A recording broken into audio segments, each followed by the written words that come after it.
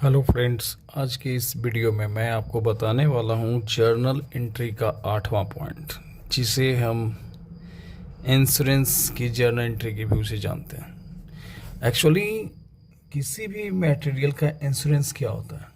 Insurance के through अगर मान लीजिए आपके पास कोई एसेट्स है और इन फ्यूचर वो किसी भी कारण लॉस्ट हो जाए, वो एक्सीडेंट के कारण भी लॉस हो सकता है या फिर उसमें फायर्स आग भी लग सकते हैं या वो एसेट्स आपके पास से चोरी हो सकता है, तो उस लॉस को कंपेंसेट करने के लिए, उस लॉस की क्षतिपूर्ति करने के लिए उस एसेट्स का हम लोग क्या करवाते हैं?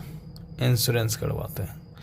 और आज इस जर्नल एंट्री में देखेंगे हम कि अगर आपके पास कोई भी एसेट्स है और वो किसी कारण बस लॉस हो जाता है और उसका हम लोग इंश्योरेंस क्लेम करते हैं, ठीक है, तो उसके बिहाफ में इसकी जर्नल एंट्री क्या होगी? सबसे पहले इसको हम लोग एक डिफरेंट स्टेप में देखेंगे। सबसे पहला स्टेप है कि अगर आपके पास कोई गुड्स है, कोई सामान है और वो किसी भी तरह से आपका लॉस्ट हो जाए, जैसे लॉस बाई फायर हो जाए या लॉस बाई थेफ्ट या लॉस बाई एक्सीडेंट हो जाए, तो अब इसका एंट्री क्या करेंगे? तो यहाँ पे आप देख रहे हैं आपके पास कोई एसेट्स है जो कि चोरी हो गया या फिर आग में जल गया, फिर एक्सीडेंट हो गया, तो यहाँ पे एक एसेट्स अकाउंट आएगा जो कि रियल अकाउंट है। और रियल अकाउंट में आप देख रहे हैं, यहाँ पे आप क्या देख रहे हैं कि जैसे आप यहाँ पे देख रहे हैं कि आपके पास कोई एसेट्स था और एसेट्स क्या हो गया? वो चोरी हो गया। तो वो एसेट्स अगर चोरी हो गया तो रियल अकाउंट आपके पास से वो एसेट्स क्या हो रहा है? जा रहा है। तो उस एसेट्स को हम क्या करेंगे? क्रेडिट करेंगे।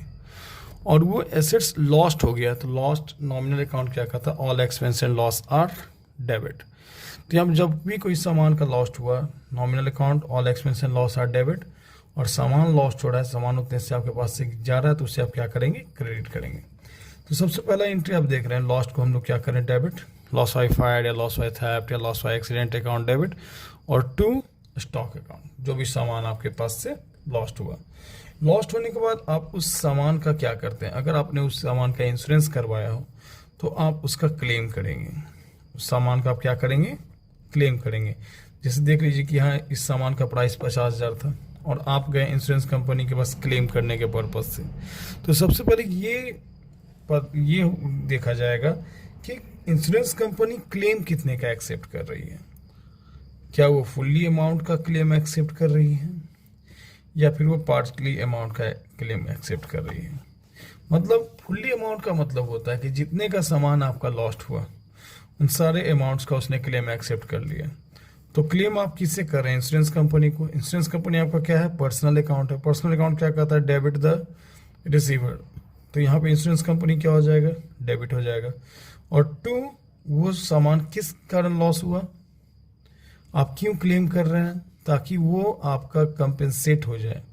तो यहाँ पे लॉस बाई थेफ्ट यहाँ क्या हो जाएगा? क्रेडिट हो जाएगा, क्योंकि आपके द्वारा क्लेम किया जा रहा है ताकि वो लॉस का अमाउंट आपको मिल जाए, रिसीव हो जाए। तो यहाँ पर लॉस बाई थेफ्ट क्या हो जाएगा? आपके लिए बेनिफिट का एज ऑब्जेक्ट है, तो इससे हम क्या करेंगे? क्रेडिट करेंगे। तो अगर यहाँ पर आप देख रहे हैं कि फुल्ली क्लेम अगर एक्सेप्टेड होगा तो यहाँ एंट्री जो होगा 50,000 से मारा जाएगा।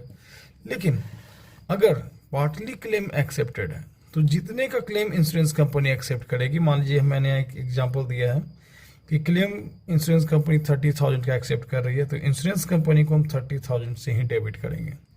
और सामान का लॉस्ट कितना था? 50,000 था, जिसमें इंश्योरेंस कंपनी कितने का क्लेम एक्सेप्ट की? 30,000 का। तो 20,000 इसके लिए क्या हो गया? लॉस हो गया। नॉमिनल अकाउंट लॉस को क्या करेगा? डेबिट करेगा। और टू, टोटल आपका लॉस बाई फायर या लॉस बाई थेफ्ट आपका 50,000 का था। अब यहाँ पे आप देखते हैं कि जैसे ही आप क्लेम करते हैं तो इंश्योरेंस कंपनी उस क्लेम के बदले पैसे कितना देगी? तो इंश्योरेंस कंपनी जनरली दो तरीके से पेमेंट कर सकती है। या तो इंश्योरेंस कंपनी पार्टली अमाउंट ही पेमेंट करे, मतलब कि वो आपके क्लेम को पूरा अमाउंट वो चुकाएगी नहीं। तो जितना अमाउंट वो चुकाएगी उतने से कैश आपके पास कैश आएगा। Real account debit what's comes in, cash आ रहा है। इंश्योरेंस कंपनी को अपने क्लेम कितने का किया था? 50,000 का किया था। 50,000 उसने दिया कितना? 30,000 रुपये। तो 20,000 यहाँ पर क्या हो गया? लॉस हो गया। Nominal account all expense and loss are debit, ठीक है।